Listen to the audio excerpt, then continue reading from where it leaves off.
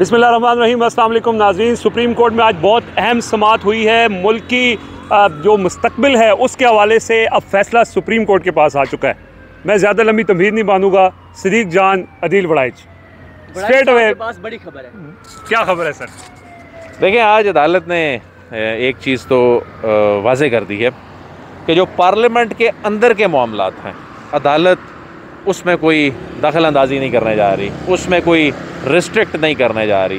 ख़ास तौर पर जब फ़ारूक एच नाइक की जानिब से ये कहा गया कि ये इजलास 21 तक बुलाया जाना था और 25 को इजलास बुलाया गया, ये गैर आइनी काम हुआ है, तो अदालत ने ये वाज़े तौर पे कहा कि वो आपको रेमेडी इसमें चाहिए तो आप पार्लियामेंट के फोरम पर जाएं, हम उसमें मुदाखलत नहीं कर सकते। तो एक इंडिकेशन है। लेकिन आज जो मैं एक बड़ी चीज़ देख रहा हूँ, उसमें जो अटॉर्नी जनरल ने बड़ा स्मार्ट प्ले किया, क्योंकि बाहर सियासी मैदान में ये पाकिस्तान तहरीक इंसाफ के लोग कह रहे थे हम 10 लाख बंदे लेके आएंगे, हम इनको रोकेंगे। लेकिन अंदर अदालत में जब अटॉर्नी जनरल ने कहा कि हम तो नहीं रोकेंगे, उसकी रीज़न ये है कि आप कैसे अदालत में जाकर एक गैर आइनी, गैर कानूनी या ऐसी बात कर सकते हैं कि किसी को उसका वोट डालने के हक़ से रोक सकें। हाँ, अंदर जाके वोट काउंट होगा नहीं होगा ये एक अलग सवाल है, उसमें अदालत नहीं जा रही। और यहाँ अटॉर्नी जनरल साहब ने मैं समझता हूँ कि एक समझदारी का मुजाहरा किया और कहा जी कि उनका राइट है, हम तो कोई इसमें ऐसी कोई रुकावट डालने नहीं जा रहे, जिस पर ज़ाहिर है अगर वो कमिटमेंट दे रहे हैं तो अदालत ऐसा कोई रिस्ट्रेनिंग ऑर्डर पास नहीं करेगी। तो मैं समझता हूँ कि आज की समाअत जो है उसमें बहुत सारी चीज़ें वाज़े हो गई। ये लगता है कि सुप्रीम कोर्ट ये जो अभी ज़ाहिर तसादम की सूरत हाल बन रही है, इसमें जिस तरह उन्होंने कहा कि हम मसालियत के लिए ये दरख्वास्त को टेकअप किया है, तो इस पर कोई ऑब्जर्वेशन आएगी? देखें, जहाँ तक मामला था सिंध हाउस वाला मामला तो एक किस्म का डिस्पोज ऑफ हो गया, FIR उस पर दर्ज हो गई, वो मामला तो ख़त्म हो गया। आप किसी को ये जो एहतजाज करना है ना, ये एक आपका आइनी हक़ है, आप किसी को उसके आइनी हक़ से नहीं रोक सकते। उसमें फिर क्या है कि उन्होंने ये भी कहा है कि सियासी जमातों को भी ज़िम्मेदारी का किरदार अदा करना है। सियासी जमातें यहाँ पर आके सारी सियासी जमातें यही कह रही हैं जी हम तो ज़िम्मेदारी का किरदार अदा करेंगे। तो उसमें अदालत ये तो नहीं किसी को कह सकती कि जी एहतजाज ही नहीं कर सकते। दुनिया की कोई अदालत नहीं कह सकती आप एहतजाज नहीं कर सकते। ज़्यादा से हाँ, इस पर जो उनकी जानिब से कहा गया है कि इंतज़ामिया, जो भी सियासी जमात हो, वो इंतज़ामिया के साथ बैठे। पहले वेन्यू है, वेन्यू तब्दील हो सकता है, लेकिन एहतजाज से या किसी को इकट्ठा होने से, एहतजाज बेसिकली हुकूमतें तो नहीं किया करती, हुकूमत एहतजाज तो नहीं कर रही, लेकिन आप किसी को गैदरिंग से भी नहीं रोक सकते। हाँ, अनलेस के वहाँ 144 लगी हो, यहाँ 144 लगी हुई है, तो वेन्यू चेंज हो जाएगा। तो पब्लिक गैदरिंग जो है वो आइनी हक़ है सियासी जमातों का, उसमें अदालत तो रिस्ट्रिक्ट नहीं करेगी। ज़ाहिर सदीक जान साहब, आज सदारती रेफरेंस के ऊपर 24 तारीख का मुकर्रर हो चुका है, लार्जर बेंच भी बन चुका है। क्या समझते हैं कि 63 के ए के हवाले से जो तशरीह करनी है, यहाँ से हुकूमत को कोई रिलीफ मिल सकता है? देखें, लुबे लुब आप ये है कि वोट डालेंगे, काउंट होता है नहीं होता ये स्पीकर फैसला करेगा, और उससे पहले बहुत सी चीज़ें वाज़े हो जाएंगी। अगर इत्तेहादी उससे पहले अनाउंस कर देते हैं कि हम जा रहे हैं पोजीशन के साथ, हुकूमत के साथ, एक तो चीज़ें वो पॉलिटिकल क्लियर हो जाएंगी। दूसरा, ये जो बंदे हैं, अगर ये इधर से ये आ जाता है डिफेक्शन क्लॉज के हवाले से, तो उस पर फिर क्या होगा? उस पर ये होगा कि अगर ये डिसीट हो जाएंगे तो फिर तो आगे कैसे प्राइम मिनिस्टर मुंतखब करवाएगी अपोजिशन जो है। और दूसरा, एक और जो इम्पोर्टेंट चीज़ होने जा रही है, वो तायात नाअहली के ऊपर बहुत फोकस रहेगा अटॉर्नी जनरल पाकिस्तान का।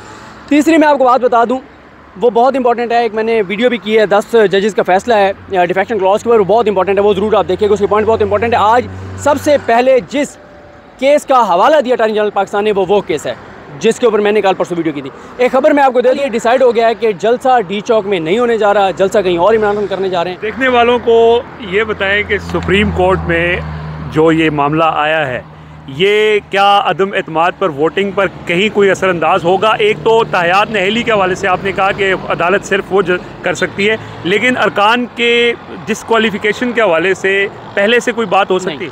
ये क्लियर कर दिया अटॉर्नी जनरल पाकिस्तान ने कि रिस्ट्रेनिंग ऑर्डर्स कोई स्टे हमें नहीं चाहिए।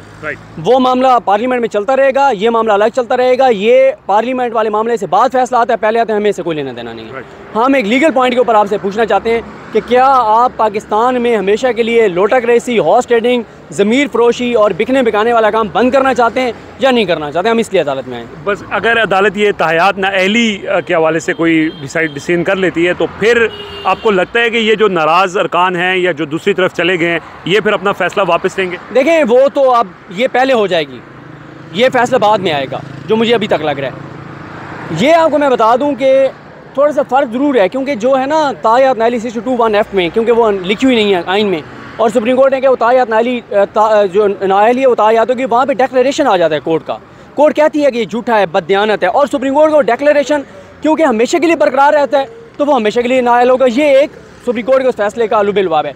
लेकिन यहाँ पे क्योंकि डिक्लेरेशन नहीं होगा तो यहाँ कैसे तायात नाली होगी? इसी चीज़ के ऊपर जो अटॉर्नी जनरल पाकिस्तान है वो दलाइल देंगे, और ये केस पाकिस्तान के आइंदा की जमहूरी रवायात, पाकिस्तान के मुस्तकबिल, पाकिस्तान के सिस्टम का फैसला कर देगा। क्या सुप्रीम कोर्ट ये कहेगी कि जाएँ ज़मीन खरीदें, जो मर्ज़ी करें? और इसमें बहुत इंपॉर्टेंट है जो कल प्राइम मिनिस्टर ने कहा है कि जनाब आज अगर हुकूमत गिर जाती है, अगर हुकूमत आज गिर जाती है, अमेरिका $1 अरब देता है, 170-80 अरब रुपया, उससे हुकूमत गिर जाती है, कल को कोई और मुल्क $2 अरब दे के हुकूमत गिरा देगा, ये तो तमाशा चलता रहेगा। जी, सदीक जान भी वही कह रहे हैं कि ये केस जो है अब पाकिस्तान के मुस्तकबिल का फ़ैसला करेगा, और जो हॉर्स ट्रेडिंग के हवाले से, जो सियासत में पैसा इस्तेमाल होता है, उसके हवाले से जो हमेशा से शिकायत आती रही हैं, अब ये मामला हमेशा के लिए सुप्रीम कोर्ट में के पास ये मौका है कि इसको हल करे। और जो आम आवाम की भी जो है वो एक शिकायत होती है कि सियासत में पैसा इस्तेमाल नहीं होना चाहिए, उस हवाले से सुप्रीम कोर्ट फैसला करेगा। आज की समाअत की कुछ अहम चीज़ें मैं आपसे शेयर करना चाहता हूँ।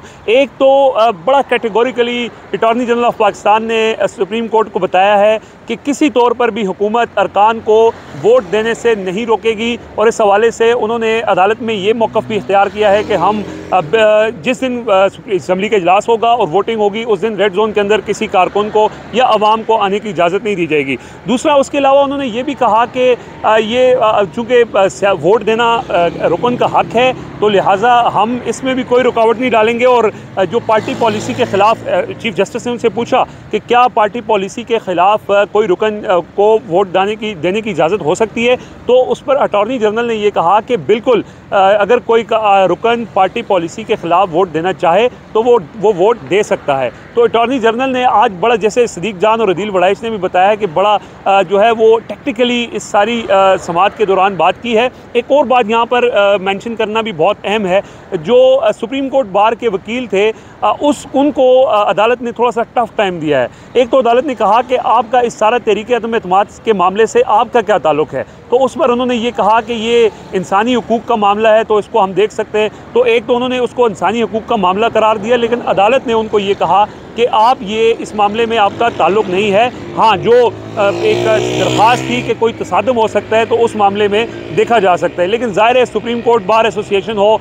या इसके अलावा दीगर तंजीमें हो, वो इस वक्त अपोजिशन का जो नैरेटिव है उसको वो लेकर चल रही हैं। और आज हमने देखा है कि जो तरीक़ाकार वज़ीर-ए-आज़म इमरान खान इस्तेमाल करते थे कि वो जब समाअत होती थी वो ख़ुद आते थे, तो आज अपोजिशन लीडर शहबाज शरीफ, मौलाना फजलुर रहमान और बिलावल भुट्टो ज़रदारी भी समाअत के दौरान मौजूद रहे। ये भी एक सियासी टेक्निक होती है अदालत के ऊपर असरअंदाज होने के हवाले से। लेकिन जिस तरह से चीफ जस्टिस ने आज रिमार्क्स दिए वो हुकूमत के लिए हौसला अफजा हैं, आर्टिकल 63A के हवाले से और अरकान के वोट इस्तेमाल करने के हवाले से। और दूसरी जानब जहाँ ये तसादम का मामला है, तो उसमें चीज़ें वाज़ेह हो चुकी हैं कि अब जो जलसे जुलूस होंगे उसके लिए एक जगह का तयन कर दिया जाएगा। बहरहाल ये समाअत अभी चलेगी। 24 को सदारती रेफरेंस के ऊपर समाअत का आगाज़ हो रहा है, उस हवाले से भी तफसीलात शेयर करते रहेंगे। आज के लिए इजाज़त दीजिए, अल्लाह हाफ़िज़।